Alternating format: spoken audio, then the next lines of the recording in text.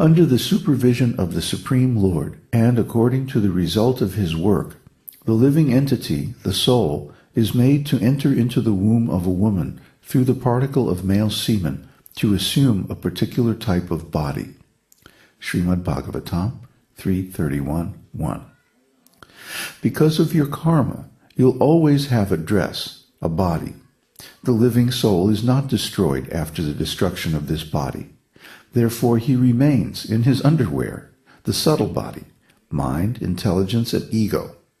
So according to the composition of his mind, he develops another body. This is the process of transmigration of the soul.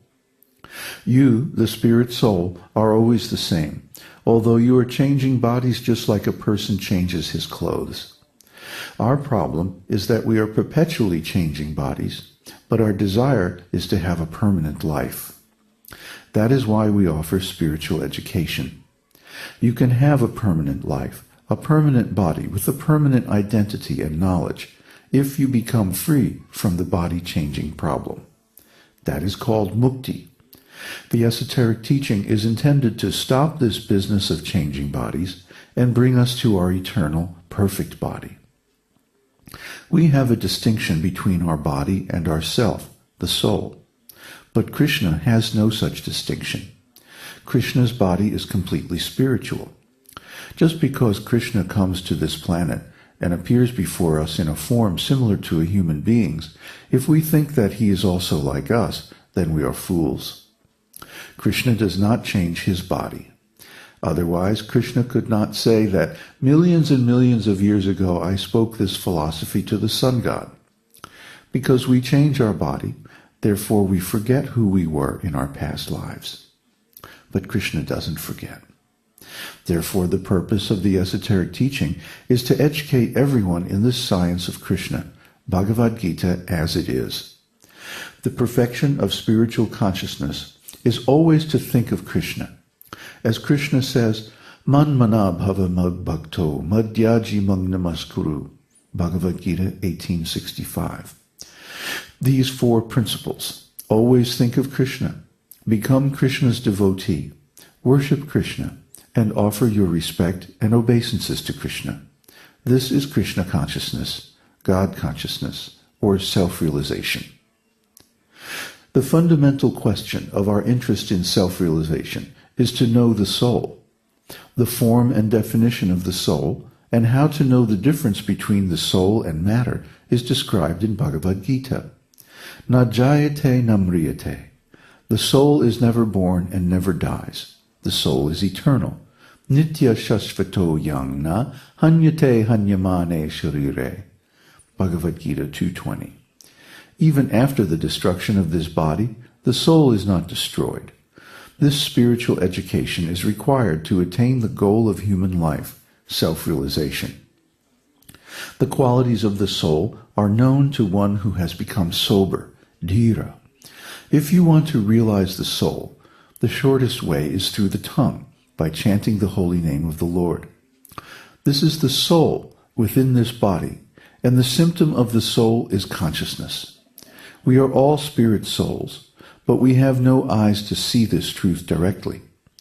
Just like the eye cannot see itself, you cannot see the soul.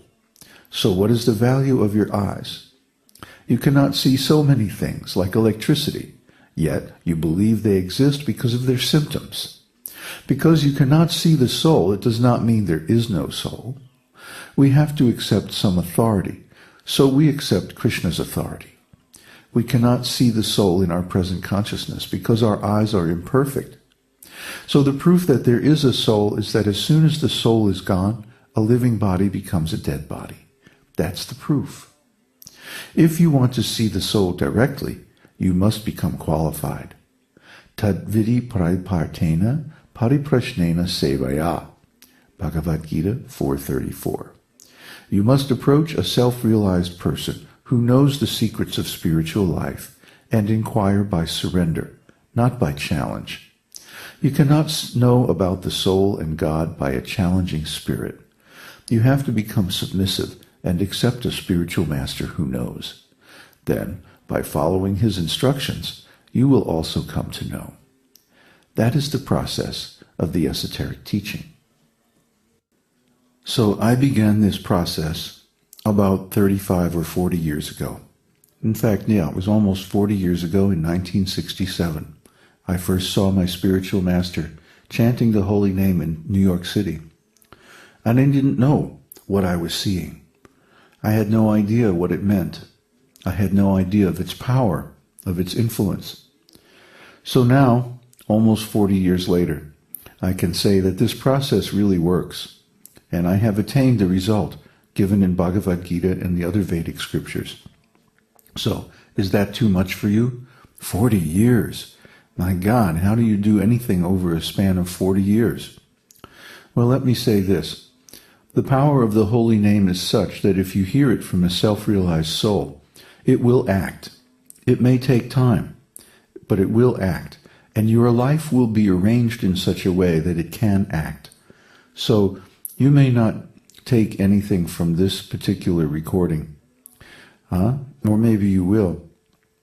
But something will happen in your life, and it will be arranged in such a way that you'll come in contact further with devotees, with other students of the esoteric teaching. And things will happen, and you'll be forced into certain decisions and actions that will bring you further along this path. Once you hear the holy name, the power of the holy name is such that it almost drags you back to spiritual consciousness. And it might take you 30 years, or it might take you 30 lifetimes. It's up to you.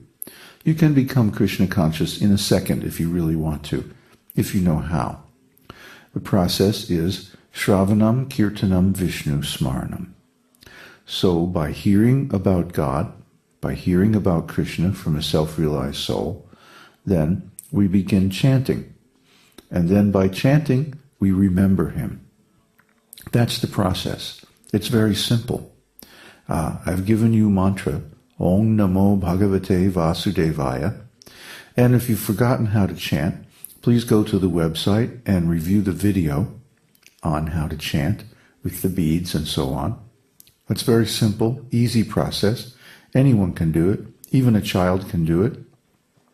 Anyone who has a desire to attain their original spiritual nature and stop this business of birth and death in the material world, they can take shelter of this process, chant this mantra, and become self-realized.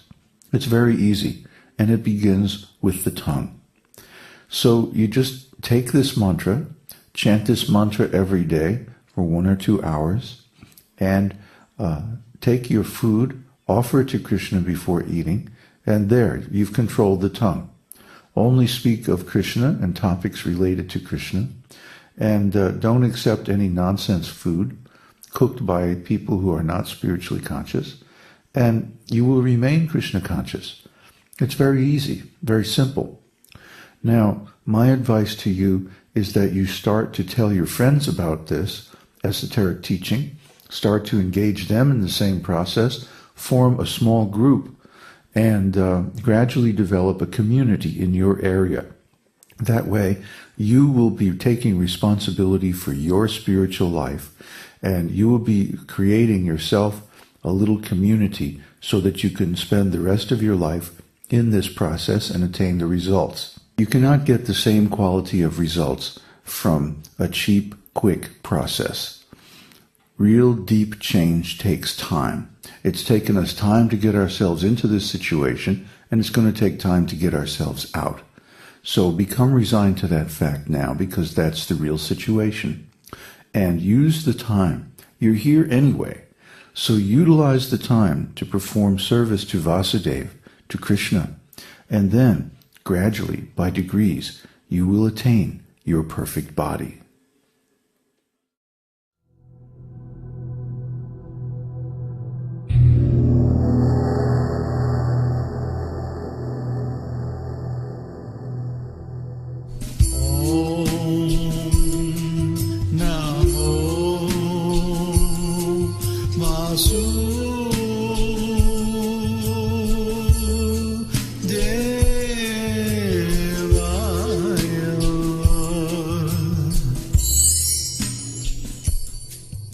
We hope you've enjoyed this edition of Your Perfect Body.